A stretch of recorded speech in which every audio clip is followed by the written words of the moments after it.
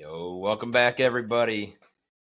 Thank you for joining us again. Man, boy, we're going to talk some Watkins Glen. It was an awful week for our organization that we love to follow and cheer on each week, but we're going to talk about them nevertheless. However, if you are here on a Wednesday night or maybe it's Thursday morning sometime, for the rest of this weekend, you happen to be listening to this podcast, I just want to say thank you. Like a lot of thank yous. I'm very grateful for all the listeners, but this weekend, just a little bit more of a special thank you because you could be spending this time listening to Taylor Swift on the New Heights podcast, right? Yeah, super grateful for any of you that are listening to this podcast episode. I hope it's a good one for you because, like I said, Hendrick Motorsports did not do so good this past weekend at Watkins Glen. So, we'll touch on that, but I'll go ahead and fill you in. I voted no on Jeff Gluck's poll. And yeah, that's a lot due to the style of racing that we saw. It wasn't attractive at all. Was not a fun race to watch. Disappointed in the racing and even more disappointed in our team. Not a good week for Hendrick Motorsports at Watkins Glen. So, like I said, we'll touch on that in a few minutes. But before we do, we'll hit on some of the more positive notes coming out of Watkins Glen. And we'll first start with our drink of the night. So it's mid-afternoon, just wrapped up my work day. So I just got home and popped open a Coors Edge. This is the non-alcoholic beer from Coors. And I figured that I probably shouldn't be going too hard in the alcohol this early in the day. Plus, after this podcast recording, I am headed out to a brewery, so I'll have my fill of brews tonight. But we're going to start with a non-alcoholic beer. And this drink, it's going to go out to my Swifties. It's a big week for us.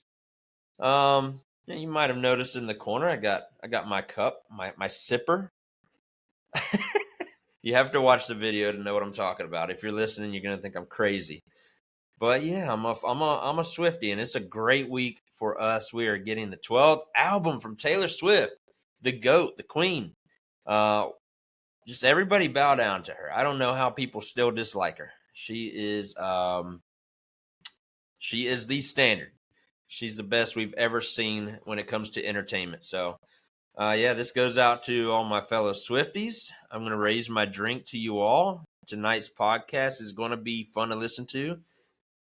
Hopefully Zip It Up matches that. But this also might just be a little teaser for next week's episode on Zip It Up Pod. Because we will be having a fellow Swiftie join us. So make sure you tune back in next week to see what we got in store. But let's talk Watkins Glen, why don't we? Boy, SVG, as we all thought he would, dominated again. That is his fourth road course win in a row. And hopefully slows down a little bit. It's going to be a few weeks now before we get the final road course race of the season, which will be the Roval. That happens during the playoffs. So we're going to get a little bit of stretch now where we run ovals, and we won't be hearing about SVG very much. But he will have a chance to go for 5 in a row a little bit later. I think it's in October, maybe September. I don't look that far ahead. But he's on a crazy good run right now when it comes to the road courses. And so that has brought up the question that a lot of people within NASCAR are debating whether or not he is the road course GOAT. And so I'm not going to have a very large response to that, but I will stand by what I said just a few weeks ago, that he's not the road course GOAT yet, but he is well on his way. He projects to be the road course GOAT. Now, talent-wise, he might be the best. Just like talent-wise, Aaron Rodgers' arm is one of the best arms we've ever seen in football, like in the history of the game. And so in the history of NASCAR, SVG is right on par with that. He is probably talent-wise, maybe he is the best we've ever seen behind the wheel. But statistics determine the GOAT, right? Michael Jordan, 6 rings. I think that's 2 more than LeBron. And a lot of people would say LeBron just as talented, freak of nature. He's been a beast since he was in high school, and here he is 20-something years later. He's still doing it at a very high level. So talent-wise, LeBron might be just as good, maybe the best we've ever seen, but as for coming up clutch in pressure situations, big moments, having the Jordan brand, I mean, Michael Jordan, he's my GOAT, okay?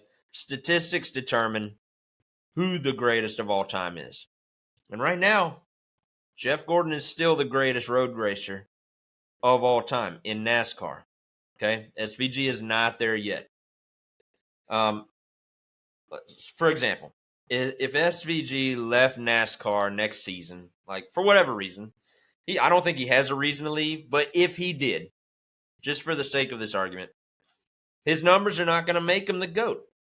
Okay? He has to see this process all the way out. He has to go get those records, break the records that Jeff and Tony have on the road courses, and then he will be considered the GOAT. But until then, he's not. So, he's going to have those numbers soon, and it's okay to be honest with ourselves and say he looks like he's going to be the GOAT. But right now, that's not the case. And you never know. Someone might come along that challenges him and slows down his progression towards those records a little bit. Right now, there only seems to have been one guy that can do that. Pretty much one driver is challenging SVG on these road courses, and that's Connor Zilisch. Now, Connor Zilisch is on his way to help out the Cup Series at these road courses, right? He is he's young. He's proven, and he's really the only guy we've seen been able to challenge SVG in Xfinity, a car that he is becoming more and more familiar and comfortable with. We haven't quite seen him challenge SVG in the Cup Series, but that is a car that he only drives part-time. So once he does get that full-time ride in the Cup Series, I think Zilisch is going to catch up. He's got plenty of time on his side. And unfortunately, we saw the kid take a fall this week after winning at Watkins Glen. Everyone has seen that clip now, and it's horrendous to watch. I wouldn't recommend going and searching for the video. But, Zilisch takes that fall and breaks his collarbone. And honestly, I was thinking about the different types of injuries that he could have had. But everyone saw on TV he was laying there cold, and he was out for a moment. So glad to see it was only a broken collarbone. Like, that's the extent of the injuries coming from his fall that he experienced in Victory Lane. But I just hope that it doesn't slow down his progression that he was making. I don't think it will, but the kid has looked incredible in an Xfinity car this year. We've seen him win on ovals, and he didn't start the season winning on the ovals. It took him until, was it Brickyard or maybe before that Pocono? Something like one of those bigger tracks was his first oval win. But like these past month and a half, 2 months have really, he's shown his dominance in the sport, and it's at all types of racetracks. He is really good. And he's still got a Cup Series career ahead of him, and he is still really young. I'm a big fan of the kid. And I'm not a fan, like, in terms of, like, I want to see him beat SVG, but because I do appreciate SVG and what he's doing. But it is going to be incredible to watch these two guys battle at road courses for the next several years. Hopefully we get another decade out of SVG. I don't know how much more career he's got. He's young for NASCAR, but he has quite the racing background, and so we don't know how much more time he's going to want to do this. He is still learning, though. Still feels like he's got a lot left in the tank from what we're seeing on Sundays at the left and right-handed turn tracks. So, yeah. What I do know is these two guys are going to go back and forth. It's really what NASCAR needs right now. I don't know how much of a rivalry it will be. I'm pretty sure there will be one that brews up. Maybe we're starting to see the beginning of it, the origins of their rivalry in the Xfinity Series. And that will carry over to the Cup Series. And these guys are going to be finishing 1-2 on the road courses for a very long time. And I think we just all need to sit back and enjoy it. Like I said earlier when I first started this episode, not a big fan of the way the racing appears on TV, especially with this next-gen car. If somehow we could get the product that those two guys give us on Saturdays in the Xfinity Series on a road course, if we could transfer that over and get that in the Cup Series, that'd be awesome. Wouldn't hold my breath, but yeah, they definitely have the potential to possibly help save these road course races.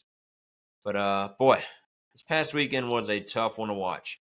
And a lot of that is because our team didn't do so hot. But we got to talk about them because that's why we come here every week. So Hendrick Motorsports at Watkins Glen. Boy, oh boy. Let's first start with William Byron because he was our best finisher. He started 10th, and then he finished second in stage 2. And then he went on to finish the race in 4th. I didn't make any notes for Williams' day. We spoke about him last week on the pod being probably the best all-around driver at HMS right now. He doesn't seem to have a weakness, and this proved once again at Watkins Glen. He just kind of did what the 24 team does. He got a great finish. They were strong, showed speed, great race strategy, was the only driver from our camp that could keep up with the leaders, if you want to call that keeping up with the leaders.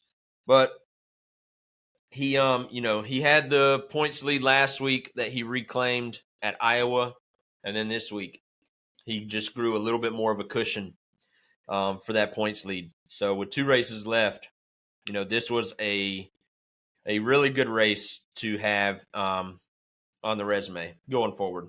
And I said a few weeks ago that he was over his slump and he was going to start making that charge towards the championship. This is part of that. It was not a bad run by any means. So really pleased with what we saw from the 24 car, but the rest of the camp was terrible. So let's go ahead and begin with Alex Bowman. He started 7th, and then he finished 2nd in stage 1. Looked good, right? He finished 7th in stage 2, so he dropped a few spots. And then he finished the race 20th, dropped a lot of spots.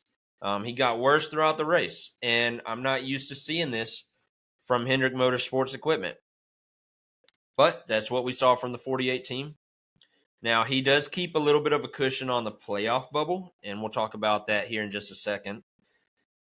But still, not the run we thought we were going to get. And in fact, he was in a pretty good position, and it was in the 3rd stage where he looked like he maybe could get a top 10 out of this race. And, spoiler alert, he didn't. But, I was thinking to myself, Larson, who was running last, was not going to get a top 10 this week. And all Bowman needed to do was finish top 10, and he would be tied for most top 10s in the Cup Series. And that obviously didn't happen. He went backwards. I definitely didn't jinx him because he was probably in the process of going backwards already when I thought that. But, yeah, just a bad race for the 48 team. And we're not used to seeing that from them anymore. They quit their slump. They've turned their season around. But this week, they went in the wrong direction. And you hate to see that. So next we got Chase Elliott. Now this guy started 20th. And then he finished fourth in stage one. And that's all the stage points he got. He finished the race 26th. Terrible. Now, Chase Elliott just had a career best day at Dover a few weeks ago. Then he comes here to Watkins Glen, strong track, and he has a career worst day. I don't know how you explain it. I don't know if it can be explained. But he went backwards all day, and I don't recall seeing that at a road course from him before. I love watching the driver cam at these road course races, especially Chase, because he usually starts in the back or has something horribly go wrong, like at Coda early in the race, sent him to the back. He worked his way all the way up to fourth, but he always seems to pass other cars on the road courses and never gets passed by others. This week, he got passed a lot of times by other cars, and they never made that car better all day long. Really bad race. Also, feels really fluky. I don't think we'll see this again. And I don't know what it was. Hopefully, they were just trying something new to try and go reclaim the points lead. I don't know if that's what it was. I think you just need to have a solid day, and he'd be in a good position for that points championship. But yeah, hopefully that never happens again. Like I said, it was fluky. So I don't believe it will happen again. But this ends his top 20 streak at 23 consecutive races now. So this is his first race of the season that he's finished outside the top 20. And I was looking at that streak. It's like the fourth or fifth longest streak of all time. So we know he was chasing his dad's record of 29 consecutive top 20 finishes, but Chase gets to 23 and it's over. Just like that. All right. Last we got Kyle Larson. Boy, this was another rough week to be a Larson fan. He started 26th, and then he had problems just almost immediately. He had a spin and then a mechanical issue, which ended up he finished 39th or dead last in the race. And just what the heck with this team? They are really good or they are really bad.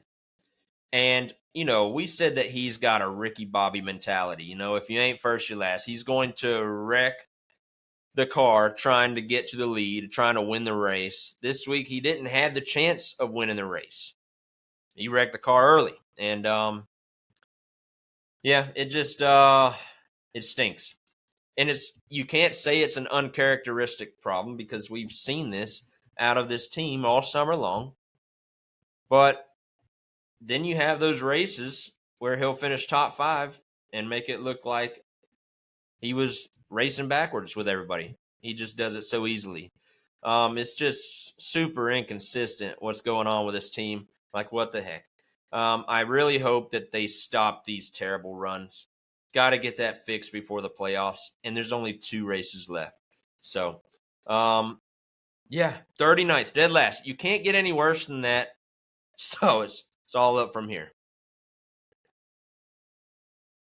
All right, let's give an update on the current driver standings as we look towards the regular season championship is going to be handed to someone in 2 races. We got Richmond and Daytona, and there is a little bit more now of a gap in these point standings than there has been. So William Byron is still on top of the point standings. He has 812 points this season. Chase Elliott remains second, and he is 42 points back. Kyle Larson has fallen to he's 5th because of a tiebreaker, I believe. But he is tied for 4th in the driver standings, I think, with Christopher Bell. They're both 85 points back of Byron. But, of course, the one that we are watching really closely, Alex Bowman, he is 15th in the playoff points. He is plus 60 to the playoff bubble line. And so that's a comfortable position to be in. That's exactly where you want to be headed into Daytona, because you pretty much just need to start the car, get on the track, take the green flag, and you should be golden if you avoid all the wrecks. I really think he might be points racing at Daytona, which is fine. Making the playoffs is the most important thing. But coming up to Richmond this week, a track that he's won at previously. All it's going to take this week, there is a scenario in which he could clinch a playoff spot, but it's going to take a great race from the 48 team, and it's going to take some help from others. So I don't know exactly what what that help is going to be. But, obviously, if we win the race, we're in. But if we finish second and maybe get some stage points along the way, and we have some others help us that are near that playoff bubble line that have bad races, then we could potentially clinch this week. But like I said, I expect us to go into Daytona probably having a points race. I don't think he'll go in there needing to win to get in, but I'm sure next week we'll talk about how many points he needs to secure in order to get a playoff spot when they leave Daytona. So anyway, that is our little recap from Watkins Glen. That's the point standings as they currently sit. And now it's time to give you a preview for Richmond. Classic NASCAR track, usually a fun race to watch. And of course, Hendrick Motorsports has had its fair share of success at the track. So I'm going to share that with you real quick. We have had an entry in 81 races at Richmond Raceway. Now, in those 81 races, we have 12 wins, and somehow that's not the most. I don't know which organization has more wins than we do. If I had to guess, I would probably guess Gibbs. But, yeah, it's time to either take that record or at least cut the number down. We kind of need a win this week. However, we do have 19 poles at Richmond, and that is the most of all organizations. We have 69 nice top fives, which is the most of all organizations. And we do have 128 top tens, which is the most of all organizations. And then we've led 4,643 laps at Richmond, which is not the most. So I'd love to get that record too. No, I'm kind of like selfish. I want that wins record and I want that laps led record. And like I said, I don't know what the records are and which organization they belong to, but it should be us. And for the most part, week in, week out, usually it is us. But this week it's not. And so, yeah, I feel like that should give us even more motivation going into Richmond.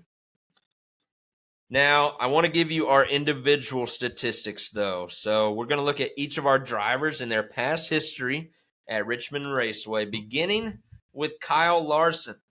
He has 20 starts here, and those 20 starts include 2 wins, 2 poles, 5 top 5s, 10 top 10s. He's led 346 laps, and his average finish is 10.7.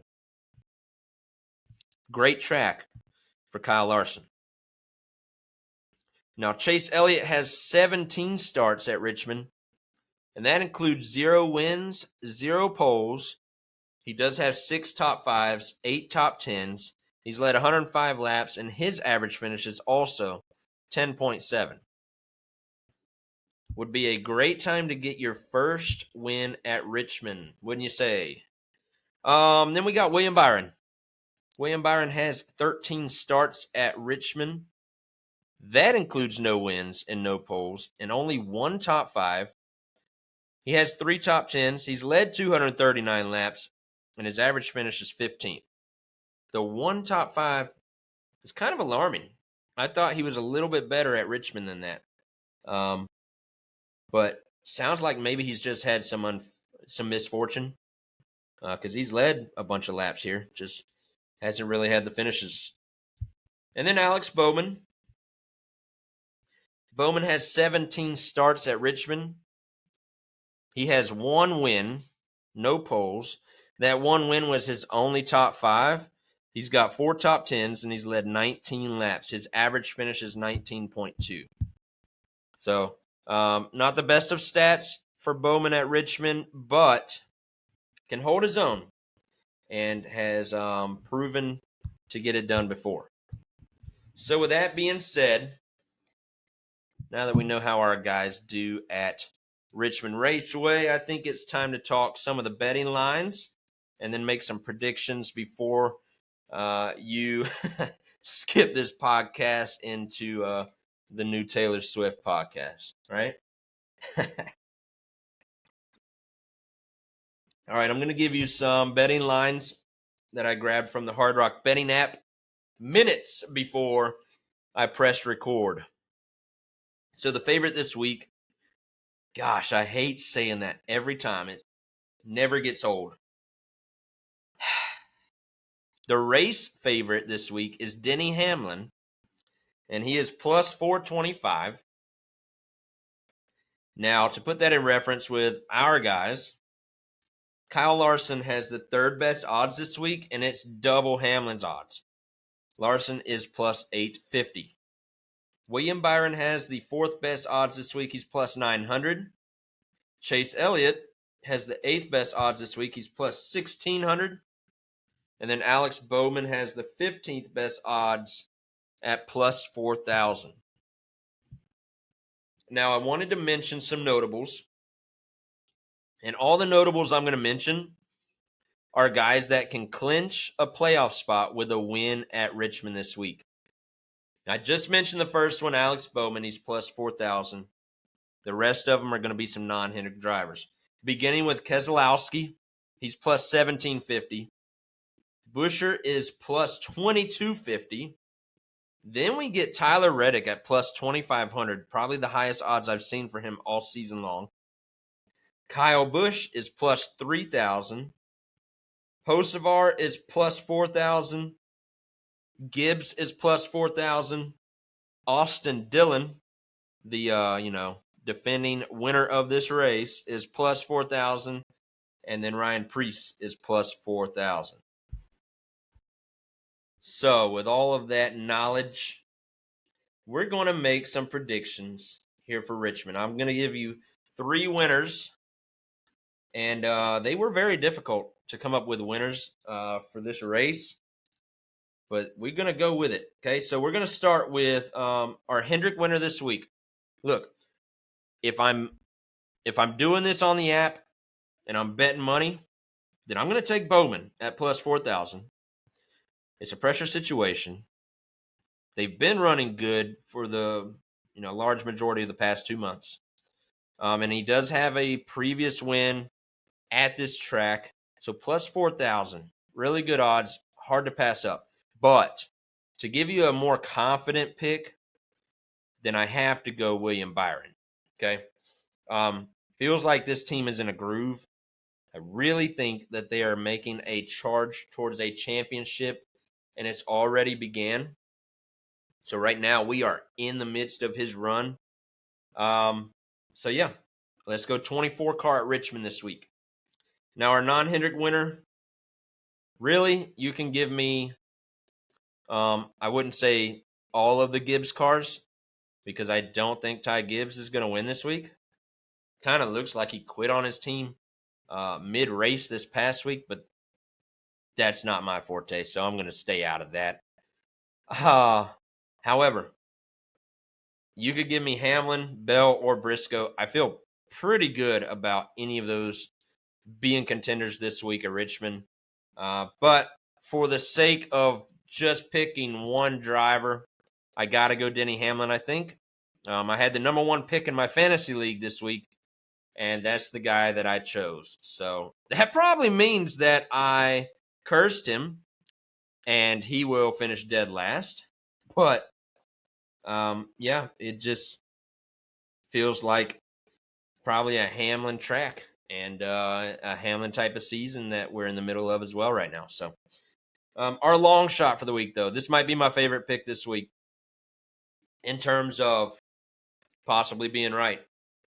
Kyle Busch. I got to put him as our long shot. I think he was, plus 3,000 or something like that. This is a guy that has ran really good at Richmond for a very long time.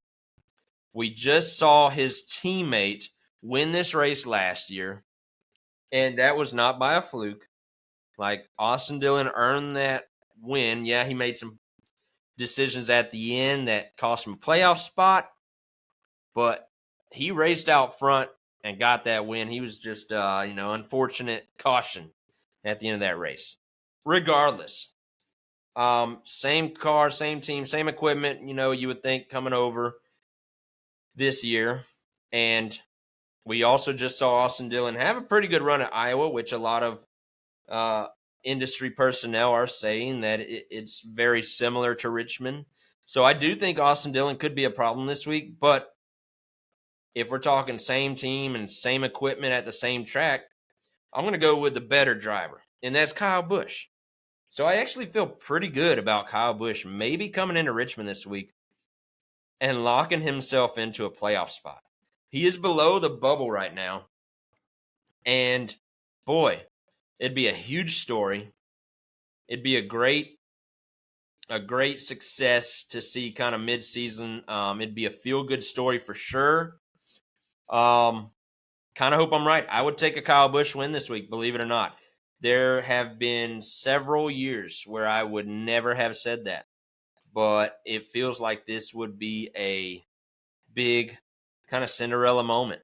And we would look back at it and be like, oh, yeah, of course, Kyle Busch, Richmond, that makes a lot of sense. But let's be honest, no one is really seeing it coming if it happens this week, except for your boy. I just picked him.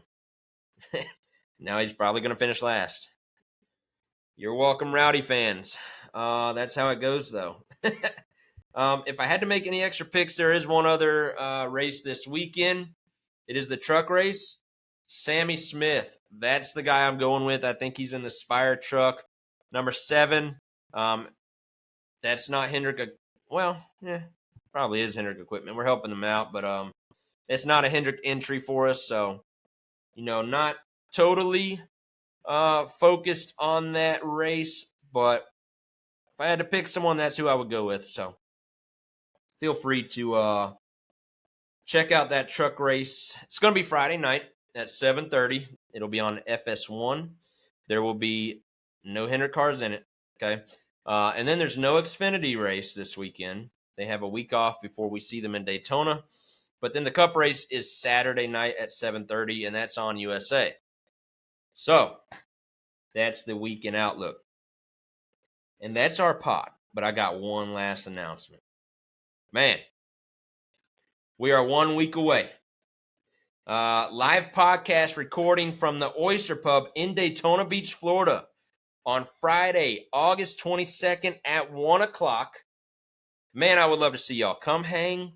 Come get some day drinking in with us. There's going to be friends of the pod that will be joining me at the Oyster Pub. I will also have some giveaways to anyone that's in attendance. And then maybe, just maybe, some special guests will show up. Who knows? Xfinity hits the track around 3 o'clock. And then Cup qualifying is at 5 o'clock. And then, of course, the Xfinity race is that evening. So you're not going to miss any racing action at the track. So please stop by and say hey. We'd love to see anyone. Whether you are a long-time listener, and by long time I mean like all season long, because this is our first year, or if this is your first episode. I would love to see all of you at the Oyster Pub next week. Looking forward to it. It's going to be a fun time. Whether it's just me and the friends that I'm having on the podcast, or if there's a whole bunch of us, it's going to be a good time for sure. So looking forward to that. Kind of got that in the plans, in the works right now. We are planning that episode, and we're going to bring it to life next week. And like I said, next week, though, before any of that happens at the Oyster Pub, We will have a Richmond race to talk about and a Daytona race to preview. And I will do that here, same time, same place next week with a good old buddy that is probably about to watch the Taylor Swift podcast as well. So anyway, hope y'all have a good weekend. And we'll catch up next week. All right. See ya.